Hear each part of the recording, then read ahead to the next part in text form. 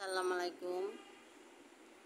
জীবন থেকে নেয়া জীবনেরই কিছু ক্ষুদ্র ক্ষুদ্র অভিজ্ঞতা থেকে কিছু কথা শেয়ার করা, অভিমত প্রকাশ করা।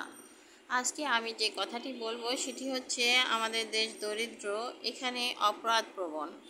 একটা দেশ দরিদ্র, সেখান থেকে 100% অপরাধ দূর করা কিন্তু কঠিন।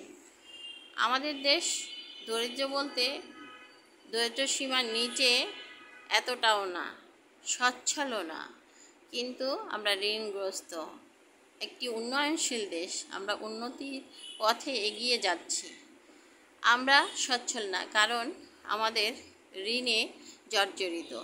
আমরা বিভিন্ন দেশ থেকে ঋণ নিয়ে চলি। আমাদের রপ্তানি কম, আমদানি বেশি।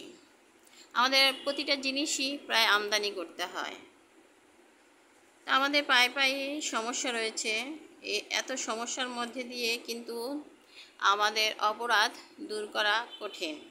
আমাদের সমস্যাগুলো কি যদি আমরা দেখি: দুর্নীতি, পাচার, মাদক, চুরি, ছিনতাই, বেকারত্ব, নাজুক অর্থনীতি, ঋণগ্রস্ত, শিক্ষায় দুর্নীতি, ভূমি স্বল্পতা, জনসংখ্যা বৃদ্ধি, যোগানের অপ্রতুলতা।